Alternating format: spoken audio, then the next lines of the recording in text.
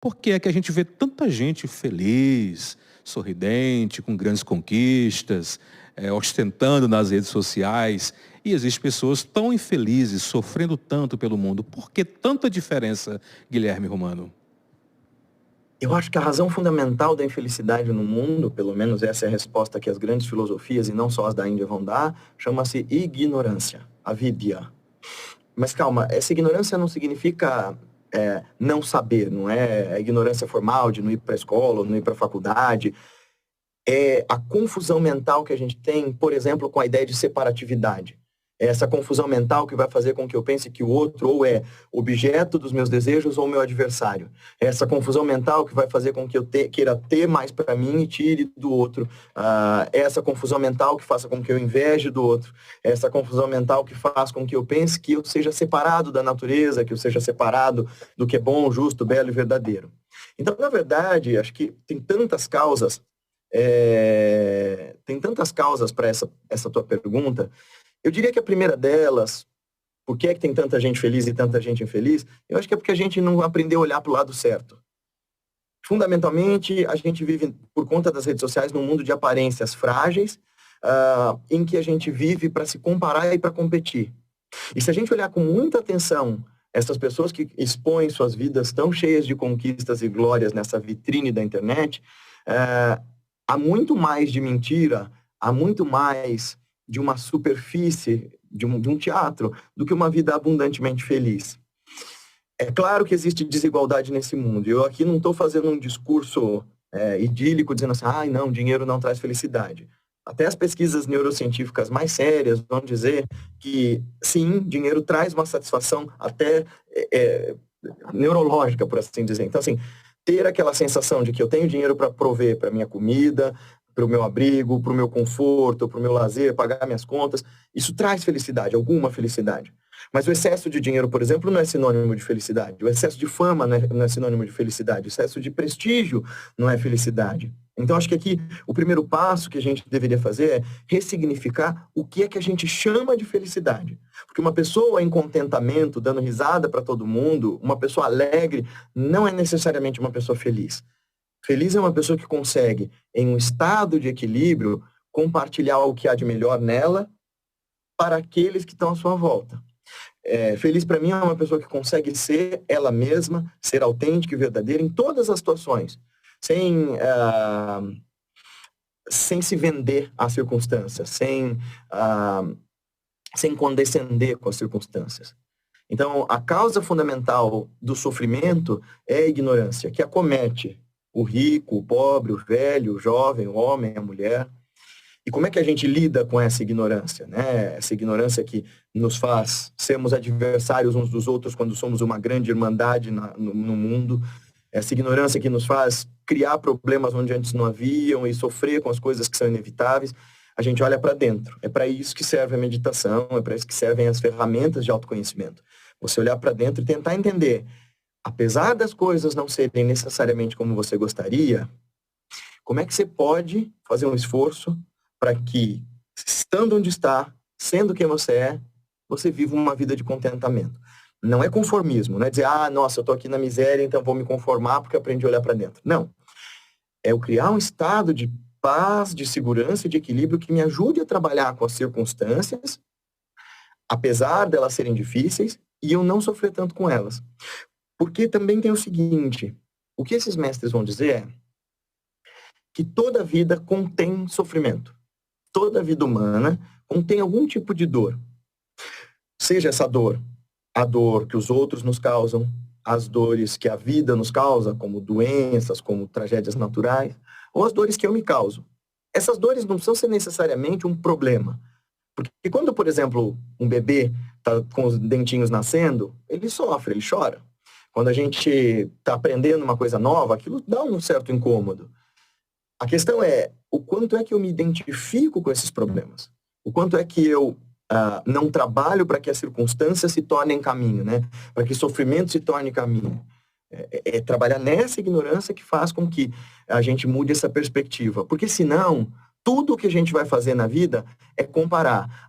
Essas pessoas são felizes porque elas têm o que eu não tenho. Essas pessoas são felizes porque elas vivem o que eu não vivo. Essas pessoas são felizes porque elas são o que eu não sou.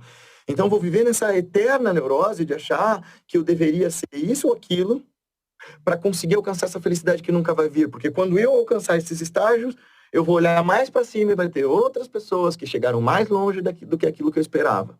Então, a questão toda aqui é: não dá para gente obter verdadeira felicidade se comparando. A única régua para a gente chegar nesse estado de autoconhecimento, paz e contentamento é medir você com você mesmo. Olha para quem você é agora, pensa no que você quer ser e observa a tua trajetória com carinho. E percebe que, por mais que você não soubesse as coisas que você gostaria de saber agora, porque todo mundo pergunta isso, né?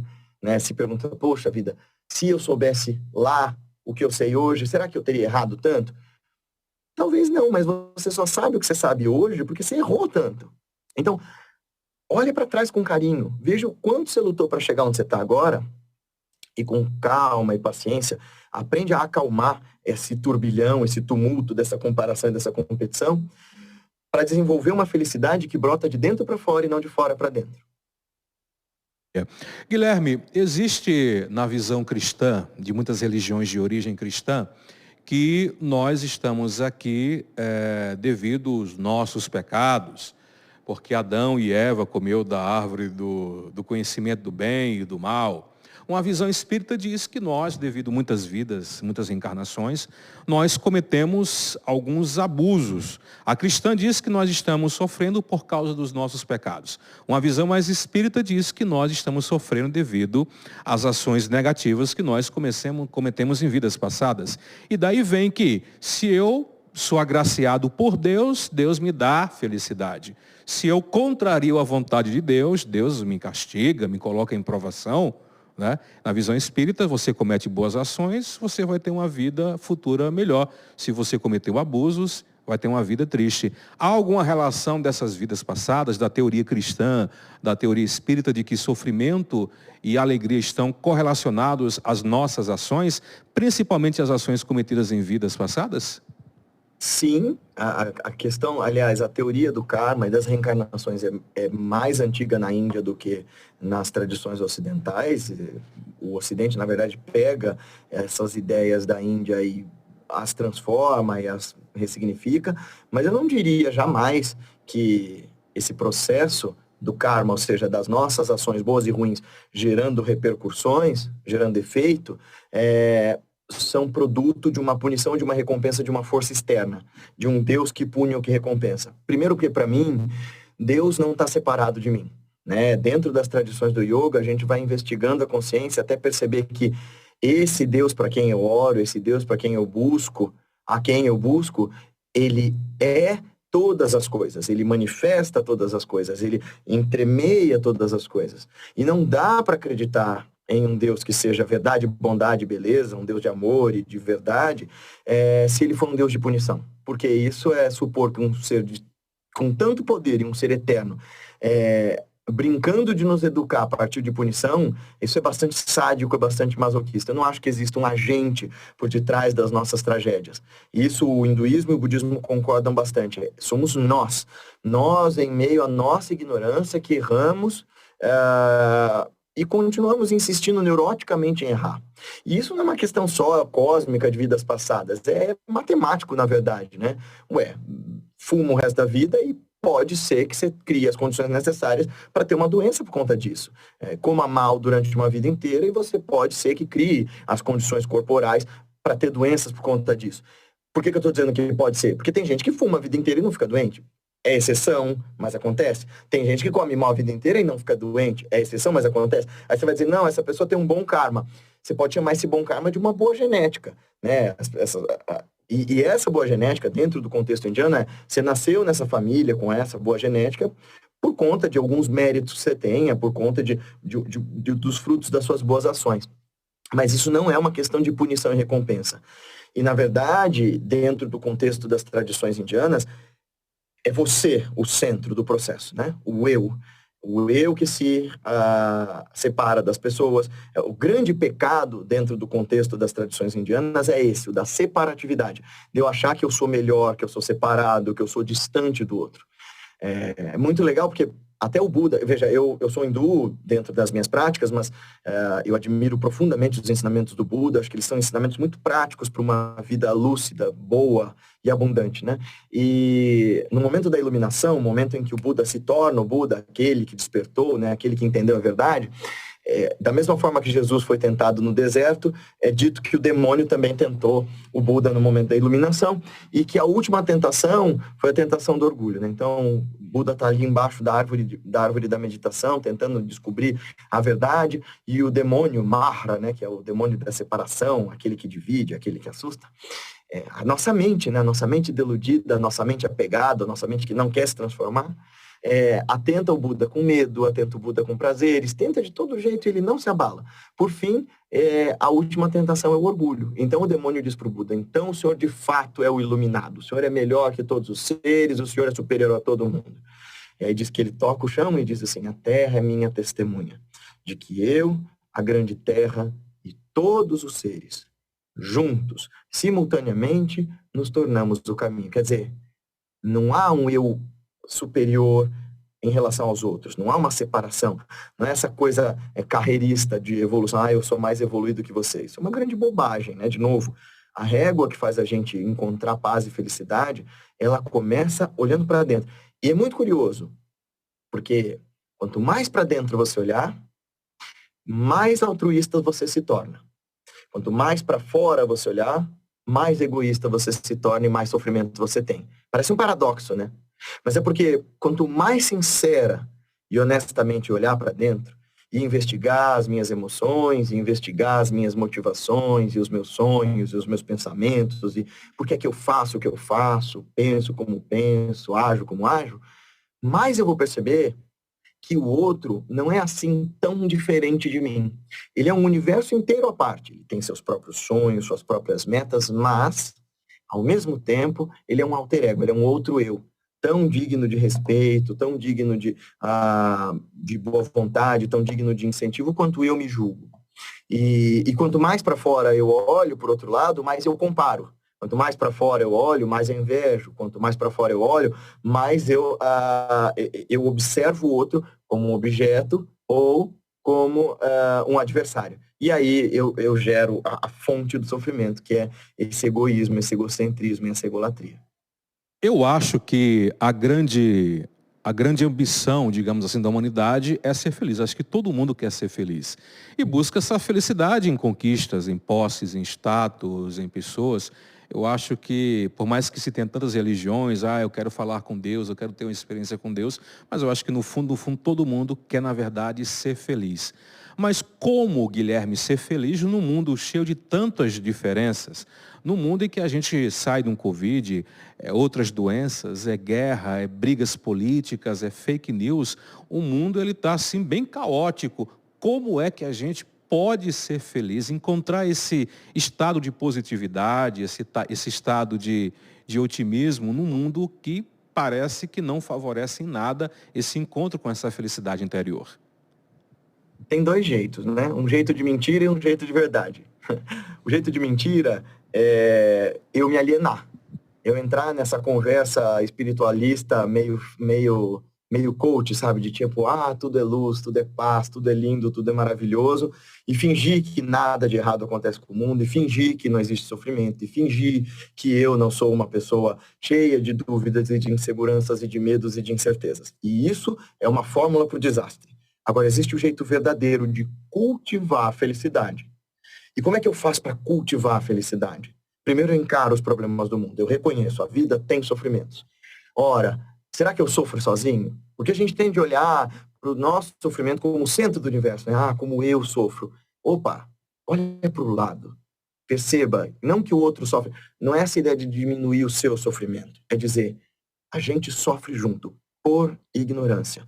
Como é que a gente descobre as causas desse sofrimento, então? Como é que a gente acalma os nossos ânimos e, ao invés de direcionar a nossa felicidade para o cumprimento de desejos, eu preciso de mais, né? Eu, meu, Para eu ser feliz, eu preciso de mais carro, eu preciso de mais segurança, eu preciso de mais casa, férias, preciso de mulher nova, de filhos. Não, não, não, não. Olha para dentro. O que é que de fato está te faltando em termos de paz essencial? Percebe que o seu sofrimento e o do outro coexistem. Percebe quais são as causas desse sofrimento. E luta para que felicidade seja o cultivar, ou seja, um trabalho de todos os dias para achar esse eixo de equilíbrio, tentando se perguntar profundamente: quem sou eu, afinal de contas?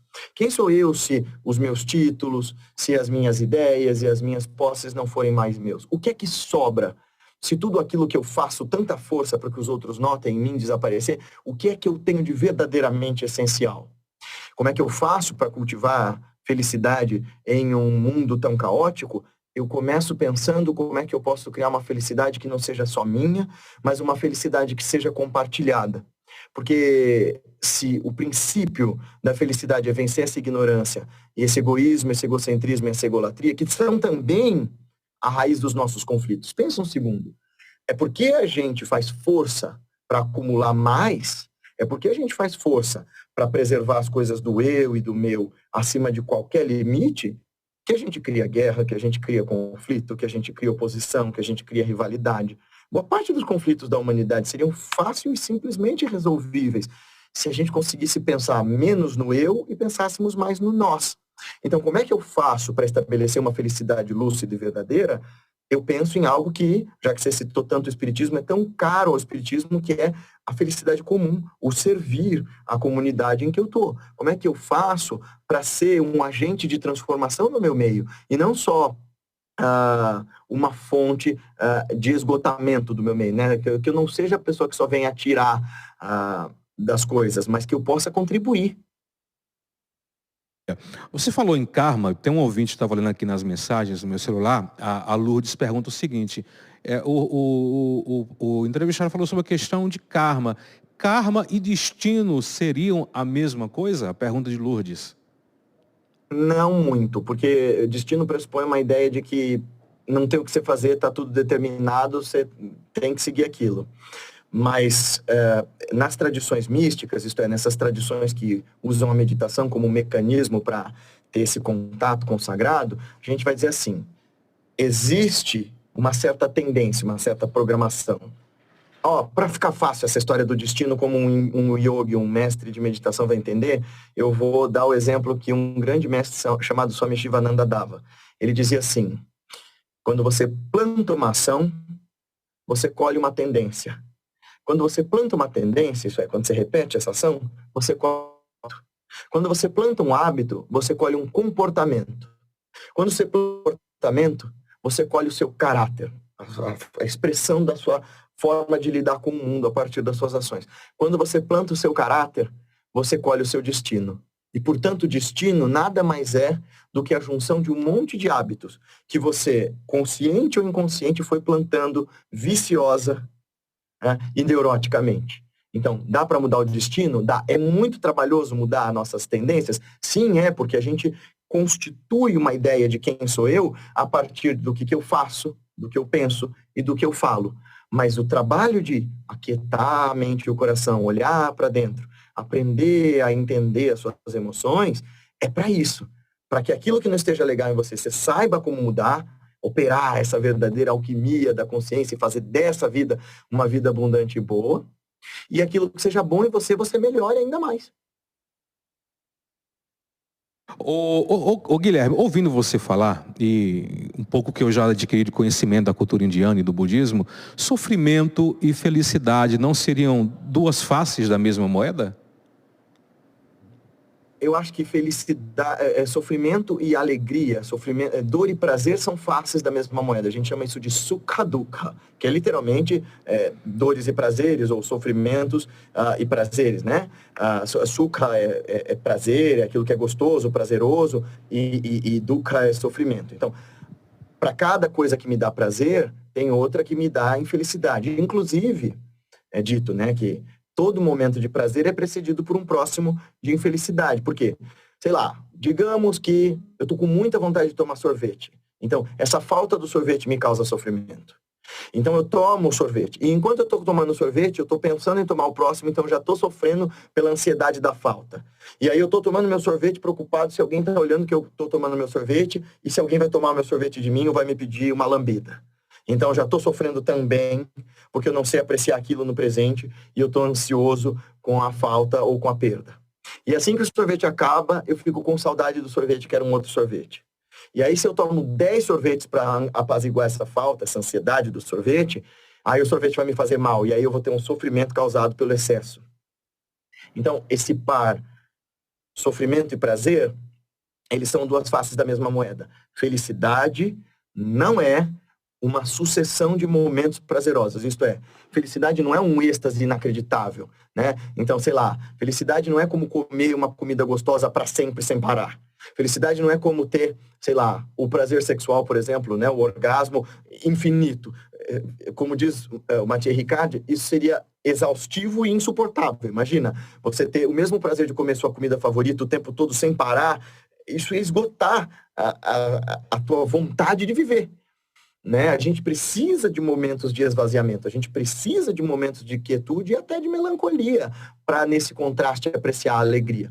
Felicidade não é isso. Felicidade é o estabelecimento da consciência em um estado de equilíbrio, isto é, você conhece quem você é, você sabe com profundidade, eu não sou esse corpo, eu não sou essa mente, quem eu sou é pura consciência bem-aventurada, né? É o que eles chamam de Satchitananda. O que eu sou é puro ser, consciência e felicidade. Está para além de forma, de tempo e de espaço. E isso que eu vejo como forma, tempo e espaço, esse Guilherme, é só uma lente, é um olho mágico pela qual essa consciência abundante, infinita e feliz olha para a existência como um grande jogo. Muito bem, estamos conversando com o professor de filosofias indianas, Guilherme Romano, direto de São Paulo. Guilherme, nós vivemos num mundo, claro, na tradição cristã de um Deus, tem santos, no budismo tem o Buda e os Budas, Bodhisattvas, a cultura indiana também é riquíssima de deidades. Essa pluralidade de seres tidos como seres espirituais, eles estão contribuindo para a nossa felicidade ou a nossa felicidade depende desse contato com supostos seres espirituais de uma outra dimensão? Olha, a Índia tem como algo muito caro a transmissão guru e discípulo, né? O que a gente chama de guru parampara. Então, quer dizer, nada do que eu sei e do que eu faço veio do nada. Tudo que eu sei e o que eu faço vem de uma infinita tradição de transmissão de conhecimento e de inspirações. Então, a ideia de que mestres e grandes professores transmitam as bênçãos e os conhecimentos e a graça para que a gente avance no caminho, sempre foi muito cara à tradição indiana. E a ideia de que um mestre possa te incentivar e te ajudar a acelerar o processo é bastante querida também. Mas sempre essa ideia é acompanhada do esforço, da prática pessoal. Então, quer dizer, algumas tradições vão dizer que sim, os bodhisattvas, os mahasiddhas, os grandes seres vão contribuir para a nossa evolução. Outras vão dizer, não, o esforço é todo seu. Mas todas elas, sem exceção, vão dizer, você precisa fazer algum esforço. Você precisa primeiro, pelo menos, sair da inércia, levantar daí de onde você está. Fazer um pequeno esforço diário para ser um pouquinho diferente a cada dia. Muito bem. Eu li uma vez, não me recordo, estou tentando aqui lembrar o nome do editor, do autor do livro. Eu sei que ele é estudioso do Vedanta. Ele dizia que o sofrimento é uma opção. É realmente uma opção o sofrimento? Sob a perspectiva de que o sofrimento seja produto de ignorância, sim. Vamos dizer assim. A frase completa é: a dor é inevitável, o sofrimento é opcional, né? Então, a ideia, dentro do contexto das práticas indianas, é dizer que essas dores da vida, eu nascer pobre, ou eu ter alguma doença, ou eu ter uma família que não me apoia, isso são dores da vida, não tive como escolher. Isso dói, não tem como dizer que é gostoso, não é gostoso. Eu sofrer com isso é outra história. Eu sofrer com isso significa que eu me identifico com esse sofrimento, que eu permito que ele me afete de uma forma negativa. Porque, ok, todos nós vamos passar por coisas difíceis. A diferença entre um mestre e nós é que um mestre sabe transformar sofrimento em caminho. E a gente se deixa afetar por essas coisas. Então a gente vai dizer, dentro do contexto das práticas, que sofrimento tem 5 causas. A primeira delas é essa ignorância da confusão, de trocar o falso pelo verdadeiro, o certo pelo errado. A segunda é o egocentrismo, a autoafirmação, né, que a gente chama de asmita, que é eu primeiro, né? A terceira é justamente a avidez ou o egoísmo, a possessividade, o apego, né? A quarta é a aversão. Então, para cada coisa que eu tenho apego, para cada coisa que eu gosto, tem um monte que eu desgosto. Então, sei lá, se eu gosto de Palmeiras, eu não gosto de Corinthians, se eu gosto de branco, eu não gosto de preto, se eu gosto de preto, eu não gosto de branco, se eu gosto, né? Então, e eu vou criando essas aversões, esses ódios, essas repulsas, isso é sofrimento. E, por fim, o medo da morte, né? A maior das ilusões, né? Esse apego à vida, como se essa identidade, esse corpo fossem eternos. Então, eu me apego às pessoas que eu gosto, eu me apego às circunstâncias que eu vivo e não percebo que essa eterna mudança e essa inevitável mudança estão também parte do que dá beleza à vida. Porque, assim, todos nós perdemos coisas, todos nós vamos morrer. A questão é, como é que você vive bem esse tempo de vida que você está vivendo agora? Qual é o nível de atenção e de presença que você dá para as coisas que estão à sua volta para enchê-las de significado? Então, eu não acho que a dor é inevitável, o sofrimento é opcional, possa ser entendido assim literalmente, porque parece uma grande sacanagem você dizer para uma mãe que perdeu seu filho ou para uma pessoa que está passando fome que sofrimento é opcional. Não, não é não. Nesse caso, a pessoa está sofrendo por uma força que não é escolha dela. Mas mudar essa chavinha da ignorância que nos destrói e transformar sofrimento em caminho é o que faz de você um sábio ou um ignorante. Muito bem. O Pedro, eu acho que é do Rio de Janeiro, ele pergunta, então rezarmos para Deus ou para os santos pedindo felicidade, paz, não adianta de nada? Pergunta do Pedro, Guilherme. Eu acredito que adiante, sim. Eu acho que existem forças que estão em nós, mas que são maiores do que o nosso ego, maiores do que nós e que ajudam a reger esse mundo. Até neurocientificamente falando, as pessoas que têm fé, as pessoas que praticam oração e tal, têm melhoras significativas dentro dos seus processos terapêuticos ou dos seus processos clínicos, né? Ligeiras melhoras. Eu acho que a oração tem um poder muito grande em diversas dimensões. Uma das dimensões é a psicológica, e a gente subestima, né? Quando a gente fala que a coisa tem um fundo psicológico, a gente acha que está dizendo que ela é irreal, quando na verdade o jeito com que a gente lida com o mundo, a forma como a gente vê a nós mesmos e a realidade tem tudo a ver com o nosso psicológico, é o nosso aparato psíquico que permite com que a gente se relacione com a realidade.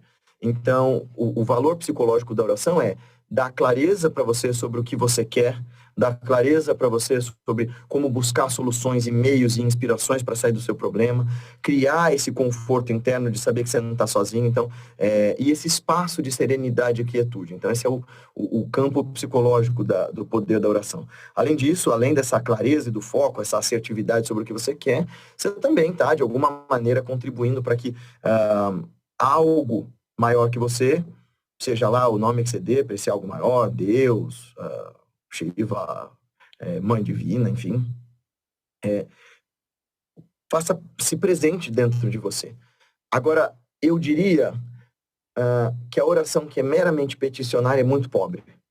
Ou seja, se a sua relação com o sagrado, se a sua relação com Deus é simplesmente uma relação de me dá isso aqui que eu vou fazer isso aqui, então você está transformando Deus num banco. E que relação pobre com o divino é essa? Porque se essa é uma força toda amorosa e toda sábia, a gente pedir coisas para essa força significa que a gente supõe que a gente saiba o que é melhor para nós do que essa força que é mais sábia do que nós. Tem tradições cristãs, inclusive. Os padres do deserto, por exemplo, que são grandes meditadores, eles não pedem nada nas orações deles. Nas orações deles, a única coisa que eles pedem é piedade, né? Senhor Deus, Jesus Cristo, tende piedade de mim. Quer dizer, olha para mim com carinho e com compaixão, porque eu sou limitado demais e não enxergo as coisas do lugar que você vê. Então, quer dizer, como é que vai ser a sua relação com Deus? É você que me diz. É você que diz para você mesmo. Mas eu diria que, das formas de orar, Existem diversas, né? Existem orações de louvor, quando você reconhece a grandeza desse universo, a beleza dessa vida. Existem orações de pedido, né? De petição. Existem orações de autotrabalho, de autoconhecimento, né? De autoinvestigação, de confissão, de olha, Senhor, eu sou isso aqui, me ajuda a me entender melhor. Então, tenta investigar que tipo de oração você tem feito para melhorar a sua relação com Deus e melhorar a relação que você tem com a vida e com o mundo e com o outro. Maravilha. Guilherme, você falou muito sobre a questão de meditação. A meditação seria um dos caminhos para a gente encontrar esse eixo? O que é meditar de fato? Para mim, a meditação é o caminho para encontrar esse eixo. Né? Não só as meditações estáticas, que a gente fica ali parado, observando a respiração, mas a meditação é uma palavra que a gente traduziu assim, mas é o ato de contemplar, é o ato de olhar e ver. Né? Já que a maior parte dos espectadores, eu acredito que seja cristã, Jesus era um grande meditador. Né? Quando ele vai para o deserto, quando ele conclama os seus discípulos a aquietar, a jejuar, isso são atos de meditação, de você prestar atenção. Né? E ele fala para nós sobre a importância disso quando ele diz: ai de vós que tendo olhos não enxergam, tendo ouvidos não ouvem. Quer dizer, o que a meditação ensina para nós é a refinar a mais sofisticada ferramenta da nossa consciência, que é a nossa atenção. Quer dizer, onde é que você repousa o seu foco? Porque o que os grandes mestres vão dizer é, onde quer que você coloque a sua atenção e as suas intenções, você cria aí a sua realidade. Isto é, uma mesma circunstância pode ser maravilhosa e horrível para pessoas diferentes. Depende de como elas estão olhando para aquilo. Qual é o ângulo que elas estão olhando para as coisas. Então a meditação vai te ensinar a aquietar, a acalmar essa tempestade interna e a fazer com que você olhe para as coisas não como você gostaria que elas fossem, mas como elas são de fato. Então você vai aprender a refinar a sua atenção, você vai aprender a refinar as suas intenções, você vai aprender a modular a sua presença. O Antônia de João Pessoa pergunta, mas ela pergunta o seguinte: o grande sentido da vida é adquirirmos ou sermos felizes? A vida é para ser feliz ou não? Eu acredito fundamentalmente que sim, mas não dá para a gente ser feliz enquanto a gente estiver envolto pela ignorância do egocentrismo. É isso que chama-se iluminação. Veja só, para essas tradições, não existe diferença entre iluminação, esse encontro com Deus e a suprema felicidade. Quer dizer, o que é encontrar-se com Deus, se não ver o divino em tudo? Ver o divino no meu irmão humilde, no meu irmão simples, no meu... Swami Vivekananda, um grande mestre, fala isso. Que eu possa renascer 1000 vezes se for para servir o meu Deus que se manifesta no corpo do humilde, no corpo do miserável, no corpo do pobre de todas as raças. Quer dizer, como é que eu posso me fazer útil para ver o divino em todas as formas, nos passarinhos nas árvores, nos rios à minha volta, nos cenários na cidade e também nas coisas horríveis. O Spinoza fala isso, né? Deus está em todas as coisas. Deus está nos livros que eu leio, Deus está na comida que eu digiro, Deus está no ar que eu respiro. E saber disso, não só teorizar isso, ter essa experiência de que o divino nos envolve, é entrar num lugar de suprema felicidade. Num lugar de eu sei quem eu sou, e esse eu não acaba quando eu morro, e esse eu participa do eu de todas as pessoas, e lutar pelo bem-estar de todos os seres é um caminho para a felicidade. Olha, isso é uma coisa comum a todas as religiões, todas. O islamismo, o budismo, o hinduísmo, o cristianismo, o judaísmo, a caridade, o servir, a compaixão, ou seja, a gente criar um estado de felicidade uns com os outros, é o caminho para a felicidade profunda e verdadeira. Guilherme, nós já estamos caminhando para o final do nosso bate-papo e aí eu quero deixar esses momentos finais para falar um pouco mais sobre o seu trabalho. Você tem um canal no YouTube, também tem um canal no Instagram, me parece que também tem uns cursos. Fala um pouquinho das tuas plataformas e do trabalho que você faz, que na verdade é esse trabalho de autoconhecimento e em busca dessa felicidade suprema. Nosso trabalho tem várias dimensões, né? Eu fundei há alguns anos e a gente ainda dirige uma escola de autoconhecimento e meditação. Todo mundo é convidado para assistir às aulas de meditação gratuitas às quartas-feiras ou para participar do nosso curso contínuo que leva ao caminho mais profundo aos domingos de manhã. Chama-se Instituto Revolução de Si. Pergunta lá para nós no direct do Instagram que dá para você saber. Além disso, a gente tem os nossos cursos, palestras, workshops, retiros e viagens que a gente faz tanto em escolas, empresas. A gente tem todo um trabalho de cultivo de equilíbrio emocional, trabalho de prática de meditação de forma laica para as empresas, para as escolas, para levar esse tipo de educação emocional para quem precisa. A gente tem os retiros que a gente faz em diversos lugares do Brasil. Eu sempre sou convidado para palestrar dentro de escolas, centros de cultura, universidades. A gente sempre aceita ir nesses lugares. Eu gosto muito de divulgar todas essas mensagens. Tem as nossas viagens para a Índia, que agora vão ser cursos que a gente dá na Índia, né, de autoconhecimento, trabalhando as várias tradições do yoga, Sankhya, Vedanta, Tantra, budismo, sikhismo, enfim. Agora em janeiro de 2024 nós vamos de novo. Então, quem quiser fazer essa imersão mais profunda com a gente pode vir, vai ser muito bem-vindo. E, bom, tem os nossos livros também, se procurar pela Amazon, tem uma série de coisas que a gente faz para divulgar como professores, né? Depois que o meu mestre me autorizou a ser um professor desses caminhos, eu fico muito feliz de poder compartilhar aquilo que literalmente salvou minha vida, que é esse aprender a olhar para dentro, para nascer de novo, né? Para encontrar esse contentamento e essa paz que não se esgotam. Maravilha. Guilherme, você esteve agora recentemente na Índia, como você fala, acho que anualmente você vai lá. Qual a sensação de estar na Índia? Eu sei que é basicamente muito diferente da nossa vida aqui no Brasil, mas o que é que você acha mais interessante, mais bonito na Índia? A forma como eles se relacionam com Deus.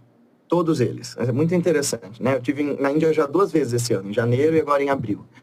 E apesar das diferenças, da desigualdade que a gente também tem no Brasil, apesar das idiosincrasias todas, o indiano, desde 5.000 anos atrás, tem uma relação muito íntima com esse Deus que vive em toda parte.